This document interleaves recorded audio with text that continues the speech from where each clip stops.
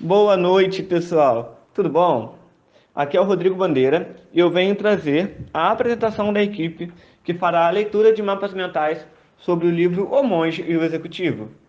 Essa equipe é composta por acadêmicos de enfermagem da Faculdade de São Sebastião, no sétimo período. Dentre eles estarão eu, Rodrigo Bandeira, a Camila Nucci, a Daniele, a Tânia, o Décio Thomas e a Patrícia.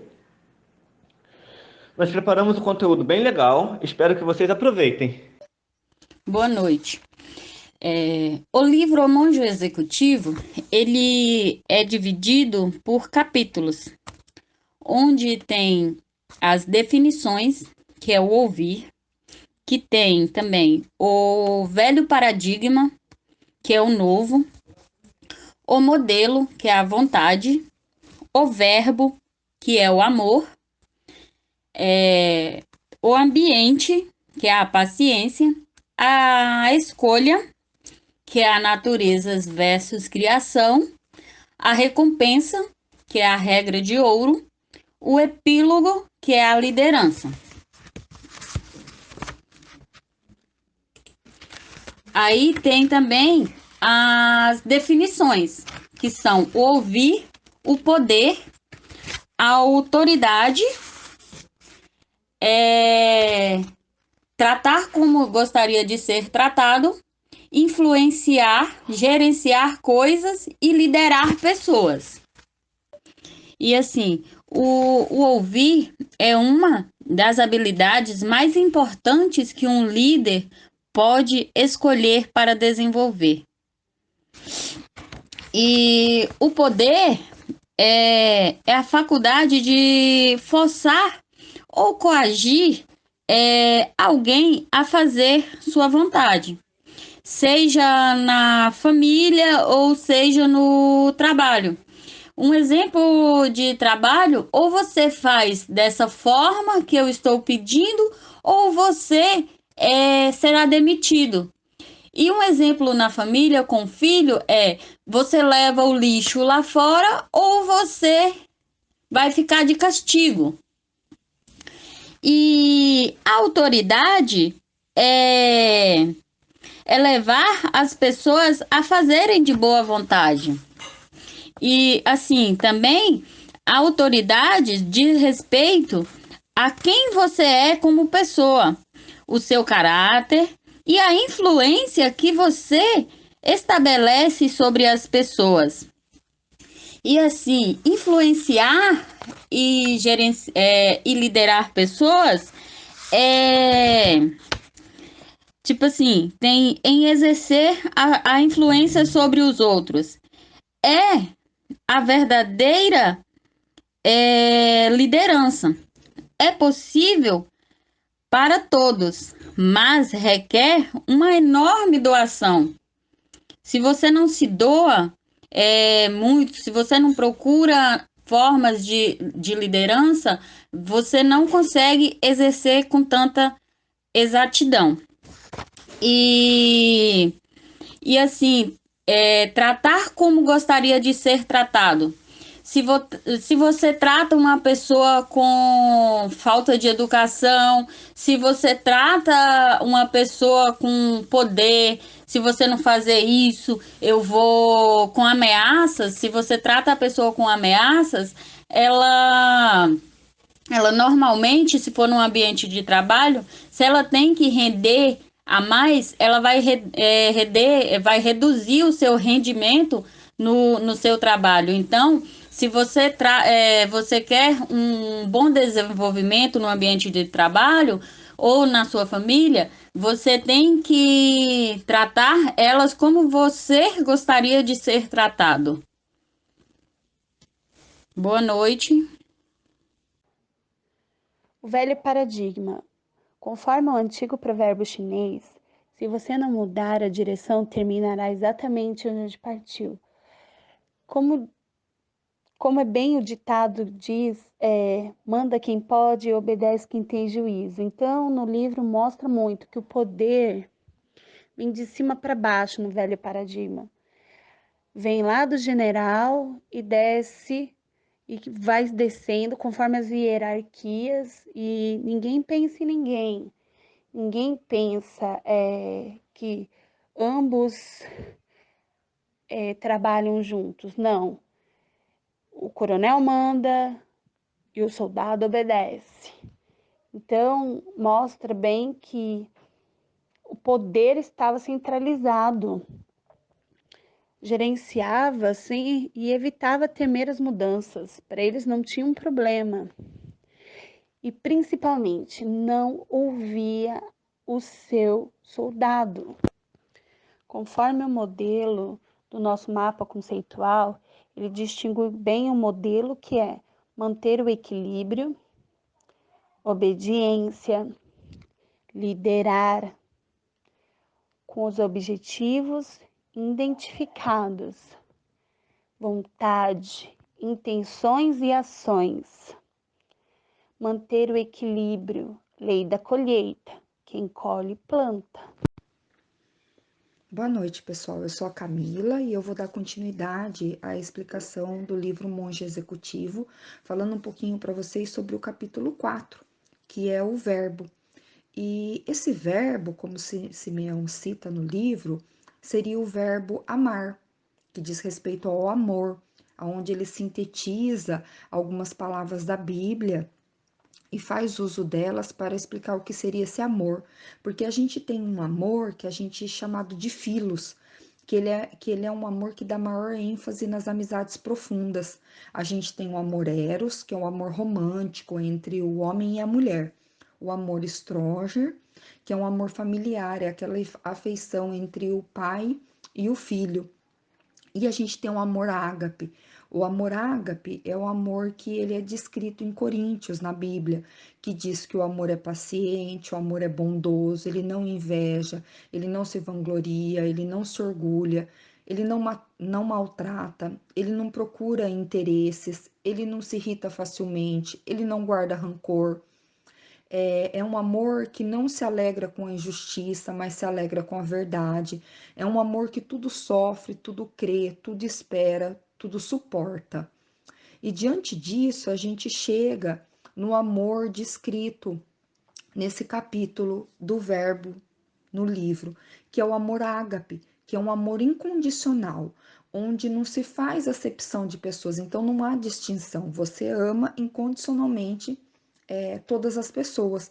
Por quê? Porque é um amor perfeito, incondicional, ele é um sacrifício. Não se trata apenas de um amor de sentimento ou de fazer uma coisa para uma pessoa ou para outra. É um ato de obediência, é um ato altruísta, com o propósito de fazer o bem àquela determinada pessoa. É um amor que é traduzido pela escolha e pelo comportamento, onde você não espera nada em troca, você simplesmente se doa. E diante desse amor, Simeão coloca algumas características para esse líder, que seria um líder servidor, porque a gente lidera pessoas e gerencia coisas, e isso ele deixa muito bem claro nesse capítulo. E quando ele destaca essas características desse líder servidor, ele coloca a paciência. A paciência nada mais é do que um autocontrole emocional. É você conseguir estar concentrado, ter concentração própria, é ouvir mais do que falar. Ele diz sobre a bondade. O que seria essa bondade? É você dar atenção ao outro, é servir o outro, não é ser escravo, é você ser um incentivador de ideias. Ele fala sobre a humildade, aonde ele fala sobre a gente ser autêntico, não ser orgulhoso, não ter arrogância, é agir sempre com simplicidade. Ele fala sobre o respeito. O respeito, ele fala em como a gente deve tratar as pessoas, que toda pessoa ela é importante. Então a gente tem que dar importância às pessoas. Quando ele fala de generosidade ou de abnegação, seriam as necessidades de satisfazer o outro, né? Quem serve atende às necessidades legítimas do outro. É trabalhar com doação, porque quando a gente se doa, a gente deixa um pouco de nós mesmos na outra pessoa. Quando ele fala sobre perdão, sobre saber perdoar, ele coloca o perdão como um catalisador de uma nova partida, ou seja, um reinício, um novo começo, onde a gente desiste dos ressentimentos, porque o perdão ele é mais importante para quem perdoa, porque tira aquela carga de enganação. E a gente vive livre desse engano, da mentira, e a gente passa a viver só a verdade. Quando ele fala sobre honestidade, essa honestidade está ligada ao perdão, porque a gente está livre do engano. Ser honesto não nos trará muitos amigos, mas nos trará os amigos certos, os verdadeiros. Quando ele fala de compromisso, ele fala para a gente trabalhar as nossas escolhas, porque o líder ele gera um compromisso em chegar naquela missão a ser cumprida. E as pessoas estão envolvidas nisso, elas esperam algo, né? Elas esperam chegar no resultado. Então a gente tem que se ater às nossas escolhas, né? A gente é um guardião dessa missão. É através de nós que eles se remetem ao objetivo. Então, assim, quando ele fala que a gente tem que elogiar as pessoas, ele dá muito claro um exemplo, que é sobre o ovo e o bacon. Porque ele diz assim, que na historinha do ovo e o bacon, a galinha ela estava envolvida e o porco ele estava comprometido. Então a gente tem que saber distinguir, né, o ovo, né, do bacon. A gente tem que saber quem está envolvido naquilo e quem está comprometido. Então a gente tem que saber viver livre de engano, esclarecer as expectativas, a gente tem que tornar o outro responsável por aquilo, né? A gente tem que criar esse ambiente seguro, porque como a gente age, a forma como agimos é como a gente se sente, né? A gente tem que satisfazer a necessidade do outro e não as nossas vontades. Então, quando ele coloca a liderança e o amor ágape como sinônimos, ele está querendo dizer desse amor puro, desse amor perfeito, desse amor incondicional, desse amor que faz passar por sacrifício. O líder, ele precisa de colocar de lado os seus interesses, as suas vontades, as suas necessidades, buscando o bem maior, que seria a missão. A liderança ela vai ser construída em cima da autoridade, porque a autoridade está se baseada naquele serviço e naquele sacrifício, que são fundamentados no amor e na vontade. Quando a gente lidera, a gente é chamado a se doar, ou seja, aquela empresa, a gente é chamado a amar, a gente é chamado a servir e até a se sacrificar pelos outros, né? Mas lembrando que não é um sacrifício, e sim uma vontade, porque é a soma das nossas intenções com as nossas ações. Então, amar não é como você se sente em relação ao outro, mas como você se comporta em relação ao outro. Então, é isso que ele quis dizer, que você liderar não é como você se sente, mas como você se comporta. E para você se comportar, ele deu essas dicas e baseou todo o verbo amar no amor bíblico, no amor ágape. E eu achei muito interessante, queria compartilhar isso com vocês. Obrigada, boa noite. Boa noite, meu nome é Tânia e eu vou dar continuidade aos slides. Eu vou falar sobre o ambiente. Em primeiro lugar, você deve criar condições adequadas para que o crescimento ele se dê. Em segundo, você tem que estabelecer normas de comportamento. Em terceiro, você tem que fornecer um ambiente certo e provocar questionamentos que levem à análise para fazer as escolhas e mudar e crescer. E em quarto, a única pessoa que você pode mudar é você mesma. A escolha. Os sentimentos virão em consequências do comportamento. Liderança começa com uma escolha. Determinismo, para cada efeito ou evento físico há uma causa. Natureza versus criação. O modo de ser das pessoas depende das decisões, mas não das condições. Temos que ter responsabilidade e disciplina, liderança, a essência e o caráter. O capítulo 7, a recompensa, pode ser resumido na seguinte frase: alegria é satisfação interior e a convicção de saber que você está verdadeiramente em sintonia com os princípios profundos e permanentes da vida. Servir aos outros nos livra das algemas do ego e da concentração em nós mesmos, que destroem a alegria de viver. Então, todo o trabalho duro, toda a disciplina, toda a dedicação, tudo isso resulta em prêmios, em ganhos para quem está exercendo a autoridade, para quem está ao mesmo tempo servindo ao próximo, servindo aos outros. Já no capítulo final, epílogo, depois de toda essa jornada, o nosso personagem principal percebe que todo esse conhecimento adquirido é simplesmente o primeiro passo para a execução de uma nova jornada. Então, tudo pode ser mudado, tudo pode ser diferente, mudanças podem acontecer, tanto em sua personalidade, seu modo de trabalhar, o modo de se organizar, o modo de lidar com as outras pessoas, o modo que ele trata as outras pessoas. Todo o aprendizado pode ser revisto e tem essa necessidade de ser revisto. E esse conhecimento todo adquirido é só o primeiro passo numa jornada de ser um líder melhor, com uma autoridade diferente, uma pessoa melhor, mais organizada, mais dedicada.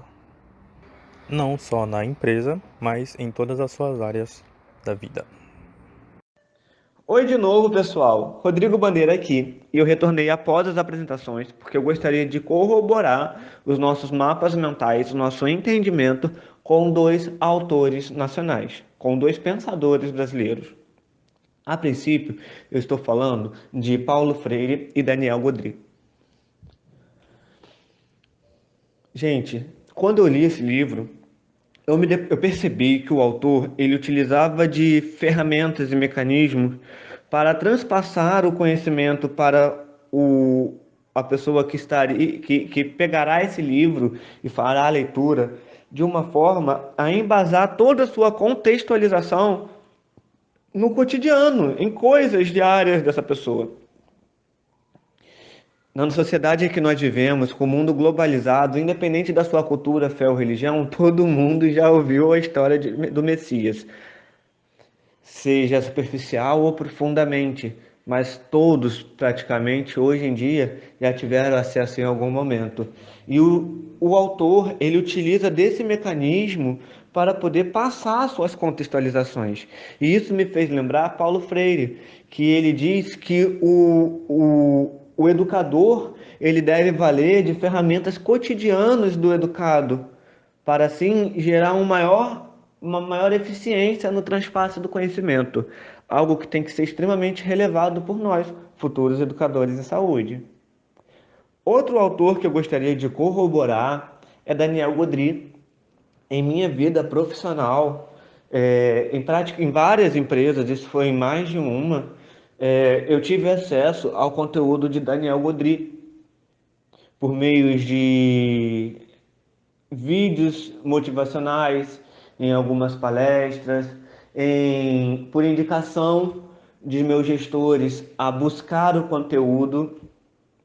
E eu acredito que vocês também já tenham tido conhecimento ou visto, ou quem não viu, é um conteúdo que está 100% disponível, né, gratuitamente no YouTube. É só jogar Daniel Godry que você passa a ter acesso a esse entendimento. Daniel Godry, ele foi um grande nome na questão de treinamento de equipes no nosso país.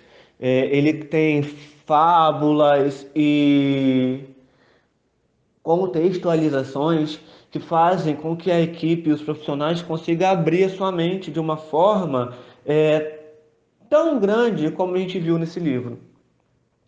Então, a partir dessa contextualização do livro O Monge Executivo, Paulo Freire e Daniel Godry, eu gostaria de fazer um convite a todos. Eu gostaria de indicar que busquem um pouco mais do conhecimento de Paulo Freire, quanto às ferramentas que nós podemos usar para transpassar o conhecimento enquanto gestores. Eu gostaria de convidar que vocês assistam o vídeo de Daniel Godry e olhem para esse vídeo, igual nós olhamos para o livro, em forma de aprender a se desenvolver e a desenvolver o outro. E depois refaça a leitura do livro. Eu li esse livro 2 vezes. Primeira vez eu li, encontrei alguns pontos de contato com esses 2 autores, dei uma pesquisada de novo nesses 2 autores e reli. Eu tive uma nova experiência. E é isso que eu convido a vocês. Gente, muito obrigado. Eu agradeço em nome do meu grupo, eu agradeço em nome de toda a nossa equipe, da nossa turma, e eu espero que vocês tenham gostado da apresentação. Boa noite.